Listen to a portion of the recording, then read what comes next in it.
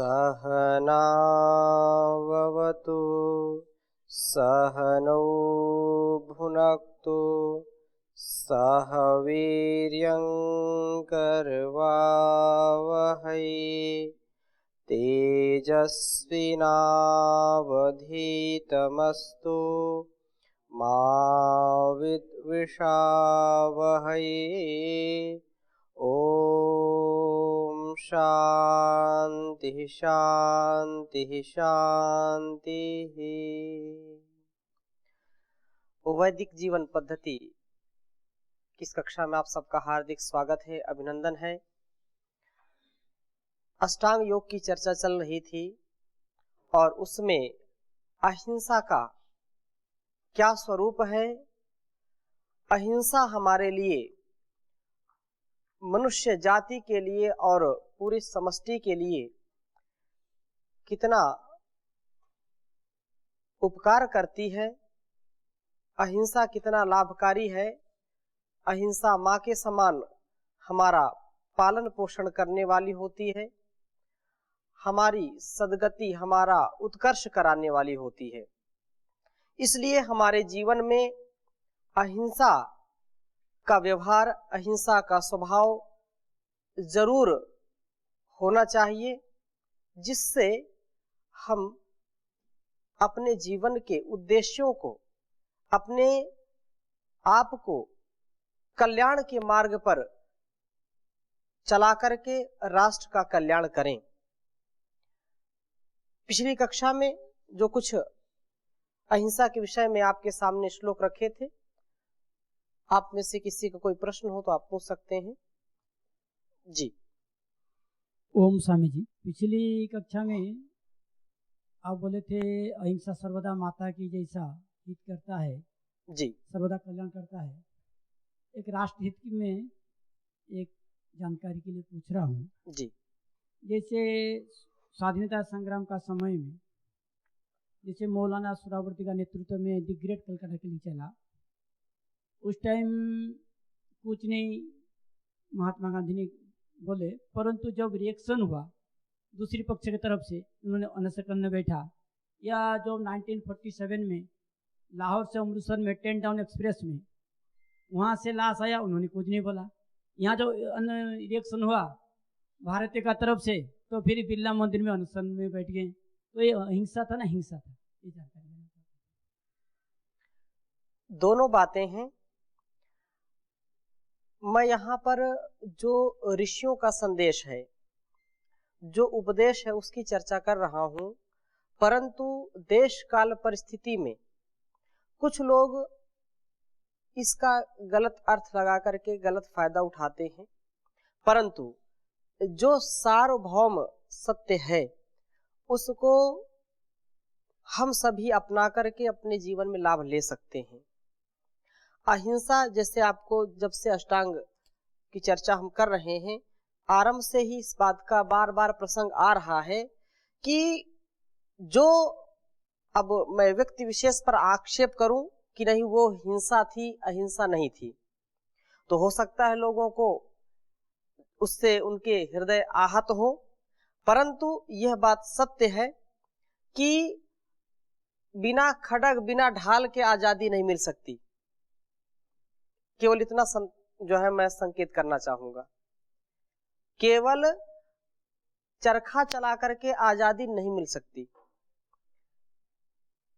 अगर ऐसा होता तो हमारे जो लाखों शहीद हो गए, देश के लिए कुर्बान हो गए, 7,20,000 स्वतंत्रता सेनानियों ने मां भारती की सच्ची आरती अपने प्राण बलिदान से किए जिन्होंने, अगर ऐसा होता तो फिर यह कैसे हो पाता। इसलिए जो वेद, उपनिषद, दर्शन और ऋषि जो संकेत कर रहे हैं वैसा हम सबको करना चाहिए, वैसा हमारे लिए अभिष्ट है।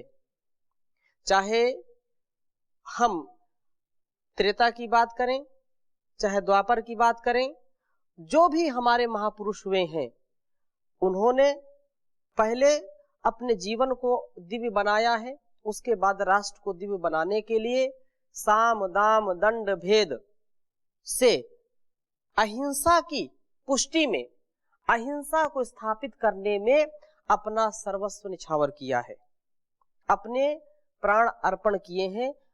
वहां दूसरों के चाहे प्राण लेने का भी कार्य किया गया हो, लेकिन दूसरों का प्राण लेने का तात्पर्य वहां पर हजारों लाखों और मानव जाति के लिए वह दिव्यता युक्त, शांति समरसता युक्त वातावरण बनाने के लिए वह कार्य किया गया है।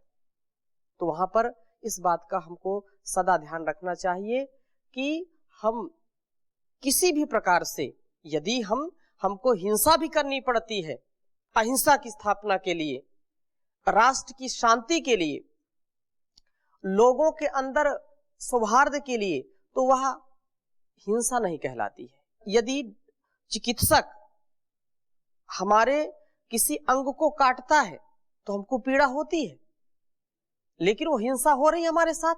लेकिन हिंसा किस लिए हो रही है? ताकि मेरा जीवन बच सके, मैं दूसरों के काम आ सकूं। वह हिंसा हो रही है, लेकिन किसके लिए हो रही है? अहिंसा की स्थापना के लिए हो रही है।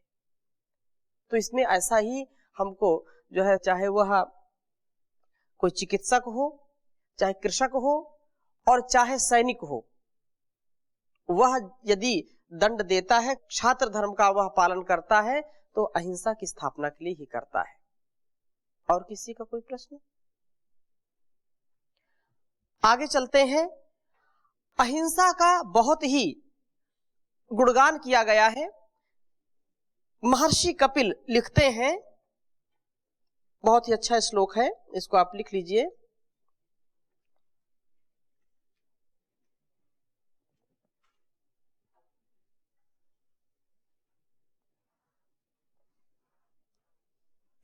हिंसा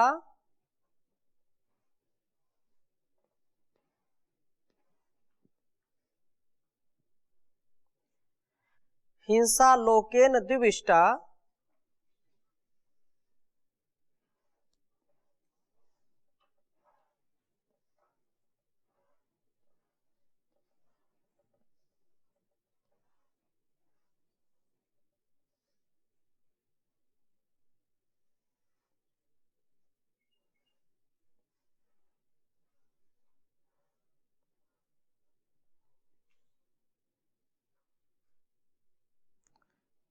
विद्विष्टा।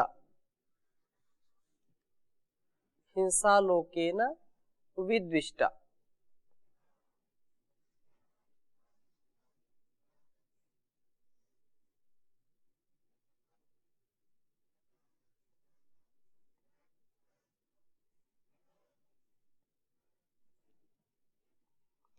हिंसा धर्म क्षयावह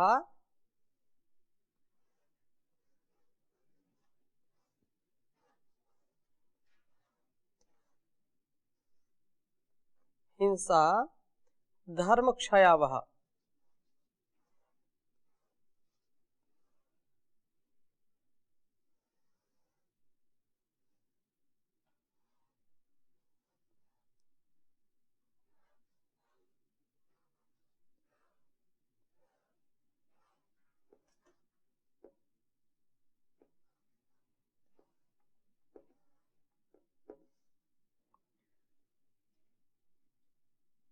हिंसा धर्म क्षयावह अहिंसा परमः शक्ति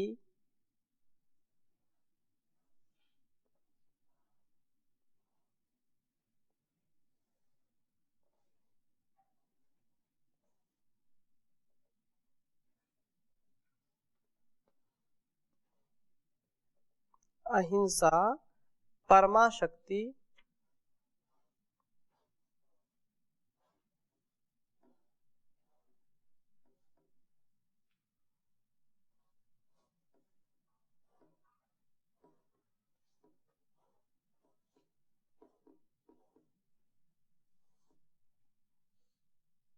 परमा शक्ति। और आगे कह रहे हैं अहिंसा परमम तपः।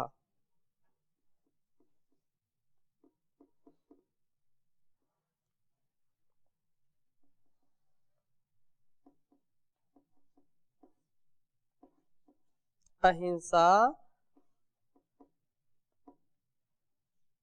परमम तपः।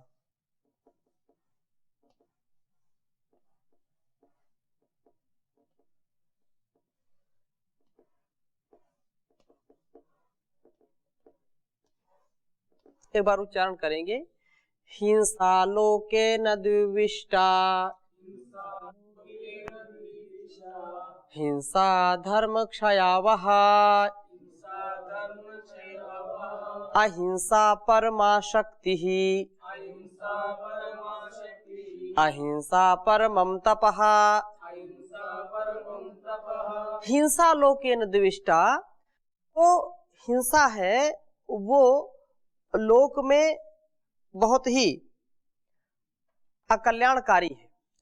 हिंसा यदि हमारे से होती है तो निसंदेह चाहे वह पशु हो, पक्षी हो या मनुष्य हो, सबके लिए वह कल्याण को देने वाली नहीं अपितु अकल्याणकारी होती है। इसलिए जो कहा हिंसनम हिंसेति प्राणिनाम शारीरम मानसम व परपीडनम हिंसेति, तो हिंसा का जो व्यक्ति पक्ष लेता है या हिंसा करता है तो वह निसंदेह उसका उसमें अकल्याण है, उसका उसमें अहित है, उसमें उसको नरक की प्राप्ति का वो साधन बना रहा है हिंसा यदि करता है तो। और हिंसा से धर्म का क्षय होता है। यदि हिंसा होगी, हिंसा करेगा व्यक्ति तो वह कभी धार्मिक नहीं कहला सकता है। यदि मनसा वाचा कर्मणा प्राणियों की हिंसा करता है, अधर्म युक्त अन्याय युक्त आचरण करता है, यदि स्वार्थ युक्त होकर के किसी की हिंसा करता है तो वह नरकगामी होता है। कभी सुख और शांति को वह प्राप्त नहीं कर सकता है। परंतु यदि वह अहिंसा का पालन करता है तो उसमें परम शक्ति का आधान होता है। हिंसा करेगा तो उसकी शक्ति क्षीण होगी और अहिंसा का पालन करेगा तो उसकी शक्ति का वर्धन होगा। अहिंसा उसकी परम शक्ति बन जाएगी और अहिंसा से उसके अंदर अनेक प्रकार की शक्तियों का, अनेक प्रकार के पराक्रम का वह पुंज हो जाता है। आत्म उत्साह से हमेशा लबालब रहता है, भरा रहता है। जो हिंसा व्यक्ति करता है भले ही क्षणिक आपको दिखाई पड़े कि यह तो बड़ा पराक्रमी है, लेकिन वो अंदर से बिल्कुल कमजोर होता है। इसलिए जो अहिंसक है उसका आत्मबल उत्तरोत्तर बढ़ता जाता है और प्रत्येक स्थिति में वह सुख और आनंद का अनुभव करता है। अहिंसा परम शक्ति है, परम शक्ति को प्रदान करने वाली है। अहिंसा परमम तपः, अहिंसा ही परम तप है। अहिंसा से बढ़कर के कोई बड़ा तप नहीं होता है। इसलिए हमारे जीवन में मन से भी, वाणी से भी, शरीर से भी अहिंसा का पालन होना चाहिए। महर्षि मनु ने बहुत ही अच्छा वर्णन करते हुए कि गुरु और शिष्य के बीच में भी छोटी छोटी बातों पर कभी हिंसा हो जाती है। हम मंत्र पाठ प्रथम में ही करते हैं, मां विद विषावहई। हम गुरु शिष्य एक दूसरे से ईर्षा द्वेष ना करें। यदि गुरु ने कोई प्रश्न पूछा, शिष्य ने उत्तर नहीं दिया तो गुरु को भी उसको बहुत ही स्नेह के साथ समझाते हुए बात करनी चाहिए, ना कि उसको गुस्सा करे, उस पर क्रोध करे या उससे द्वेष करे। यदि गुरु ने कोई दंड दे दिया है, गुरु ने डांट दिया है, यदि क्रोध भी कर दिया है तो भी शिष्य को चाहिए कि उससे द्वेष ना करे, उसकी आज्ञा में उसका प्रिय आचरण सदा करता रहे। तो महर्षि मनु गुरु और शिष्यों के व्यवहार को लिखते हुए ये कह रहे हैं कि एक दूसरे की जब गुरु शिष्य ही हिंसा करते हैं या एक दूसरे का जो है मान नहीं करते हैं, अपमान करते हैं, भाई गुरु की आज्ञा का पालन न करना गुरु का अपमान है। गुरु की जो शिक्षाएं हैं उनको न मानना, वैसा आचरण न करना, ये बहुत बड़ा अपमान है गुरु का, ये हिंसा है। जिस गुरु से हमको शिक्षा मिलती है, जीवन जीने की कला हम जिससे सीखते हैं, और यदि उसकी आज्ञा का पालन नहीं करते हैं तो ये बहुत बड़ी कृतघ्नता है, ये बहुत बड़ा दोष है, ये बहुत बड़ी हिंसा है। तो महर्षि मनु इस पर लिख रहे हैं, और महर्षि मनु ने अहिंसा को कितना विशेष माना है, इसके विषय में हम मनुस्मृति के कुछ उदाहरण आपके सामने प्रस्तुत करेंगे। क्योंकि हम जब तक किसी चीज को जानते नहीं, समझते नहीं, मानते नहीं, तब तक उससे लाभ नहीं ले सकते हैं। महर्षि मनु का ये विशेष उपदेश हमारे लिए है। कह रहे हैं अहिंसैव, लिख लीजिए,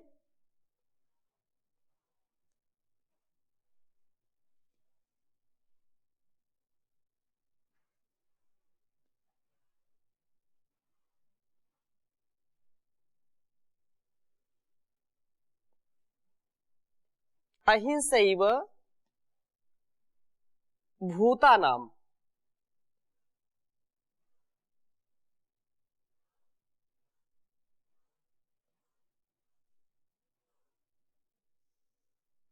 अहिंसैव भूतानाम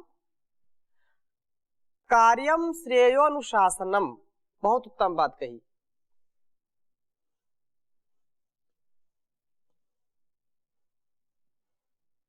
कार्यम श्रेयो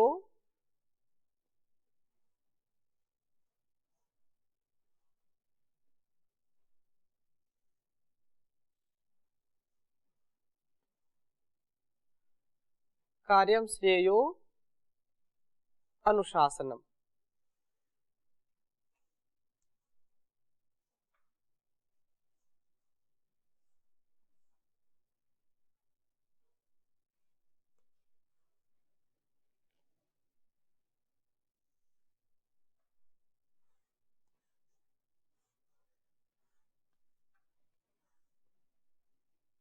आगे कह रहे हैं वाक् चैव मधुरा श्लाक्षणा,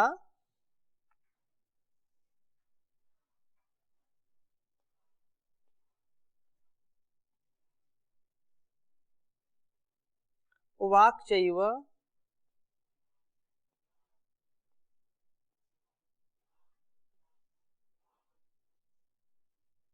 मधुरा श्लाक्षणा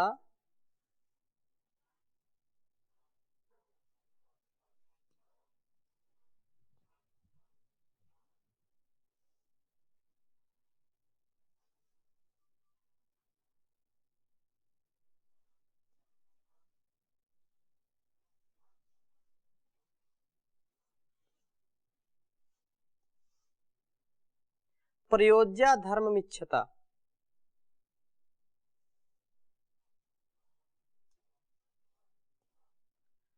प्रयोज्या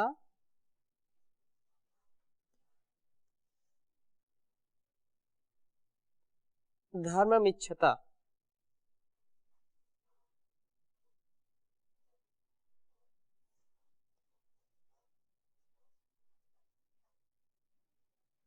छोटा इसको लिख लीजिए, प्रयोज्या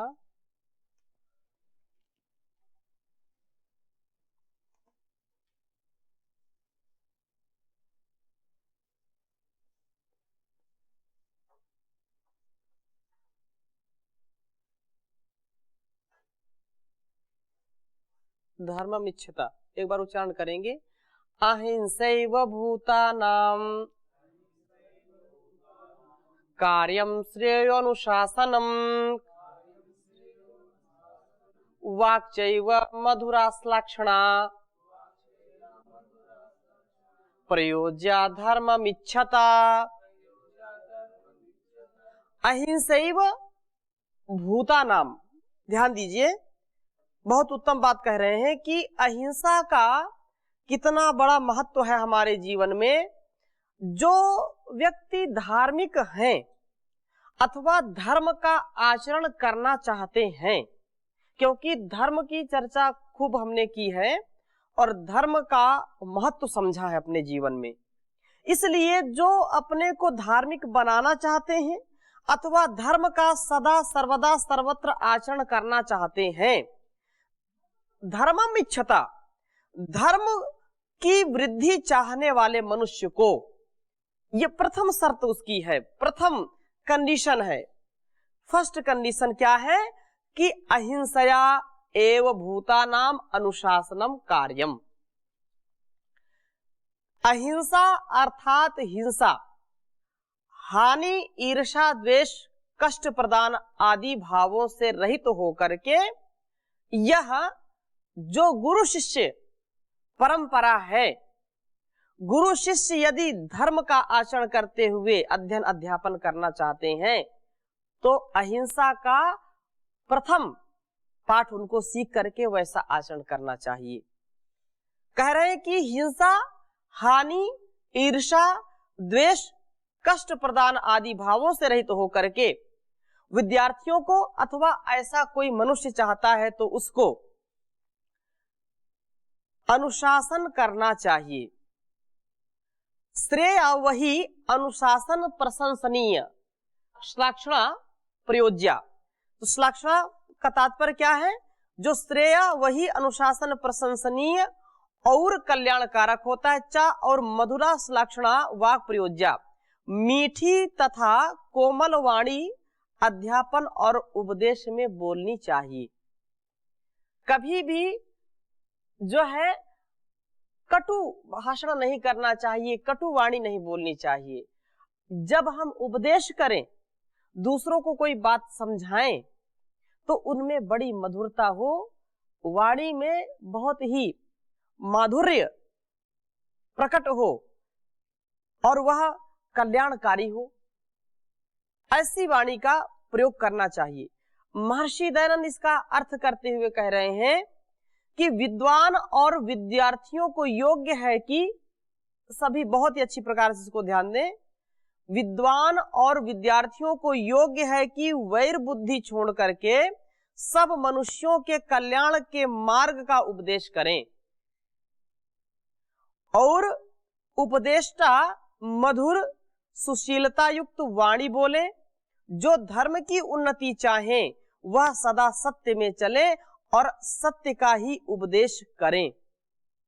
जो धर्म का उत्थान चाहते हैं उन सबको यह चाहिए कि वह सदा सत्य का आचरण करें और उस पर सदा अटल रह करके उसका जीवन में सदा सर्वदा पालन करते रहें, कभी भी इससे च्युत ना हो, कभी भी इससे पथ भ्रष्ट ना हो। इसी से उनका कल्याण है। कभी भी वाणी के स्तर पर, व्यवहार के स्तर पर हिंसा का भाव प्रकट ना हो। और इसी बात को तुदः स्यादर्थो अपि न परद्रोहा कर्मधि यस्यो द्विजते वाचा न लोक्याम ताम उदारीयत।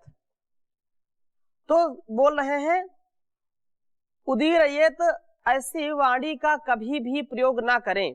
मनुष्य आर्तः अपि, दुख कष्ट होने पर भी, स्वयं दुखी होता हुआ भी, अरुण तुदः न स्यात्, किसी दूसरे को पीड़ा ना पहुंचावे। यदि उसको स्वयं कष्ट भी हो रहा है व्यक्तिगत जीवन में तो भी उसको दूसरों के साथ हिंसा नहीं करनी चाहिए, दूसरों को कभी पीड़ा नहीं पहुंचानी चाहिए। न परद्रोह कर्मधीः, न दूसरे के प्रति ईर्षा द्वेष या बुरा करने की भावना मन में लाए। अक्सर ये देखा जाता है जो अपने शरीर से, शारीरिक बल से कमजोर होते हैं या बुद्धि बल से कमजोर होते हैं या धन बल से कमजोर होते हैं, तो दूसरों को वह ऐसी ऐसी बातें बोलते रहते हैं, मतलब मन में उनके प्रति ईर्ष्या का भाव रहता है, द्वेष का भाव रहता है। स्वयं व्यक्ति पीड़ित होता हुआ भी जब दूसरों की पीड़ा जो है समझ करके, दूसरों को दुख कष्ट में देख करके भी उनकी हंसी ना उड़ाए, उनको कष्ट ना दे, तो वह व्यक्ति जो है ईर्ष्या द्वेष से सदा बचता रहे। न परद्रोह कर्मधि, न दूसरे के प्रति ईर्ष्या द्वेष या बुरा करने की भावना मन में लाए। अस्य यया वाचा उद्विजते, मनुष्य के जिस वचन के बोलने से कोई उद्विग्न हो। कुछ लोग ऐसे होते हैं, एक वाणी एक बार बोलते हैं और कष्ट दे देते हैं दूसरों को, उनकी वाणी में स्वभाव होता है। तो ये वाणीगत जो हिंसा है इससे भी बचें। और ताम आलोक्याम ना उदीरयेत, ऐसी उस लोक में अप्रशंसनीय वाणी को ना बोलें जो सभा में या परस्परता में जो वाणी हमको कष्ट देती है अथवा दूसरों को भी कष्ट देती है, ऐसी वाणी का प्रयोग नहीं करना चाहिए। यदि व्यक्ति किसी अवगुण से ग्रस्त है या उसको कोई विकलांगता है, वो दिव्यांग है, तो उसको ऐसी भाषा, ऐसे संबोधन से उसका जो है सत्कार करें अथवा उसको बुलाए बिठाएं जिससे उसको कष्ट ना हो। अंधा है, लंगड़ा है, लूला है, तो उसको हम कुछ ऐसे शब्दों का प्रयोग करें जिससे उसको कभी भी हीन भावना न समझ में आए, अपने को वह अपमानित महसूस न करे, ऐसी वाणी का प्रयोग करना चाहिए। आगे चलें। और इसी क्रम को कह रहे हैं महर्षि मनु कि यदि स्वर्ग की कामना कोई करता है, स्वर्ग प्राप्ति का यदि कोई उत्तम साधन है तो वह है अहिंसा। और आगे कह रहे हैं बहुत उत्तम बात, इसकी चर्चा हम अगले भाग में करेंगे।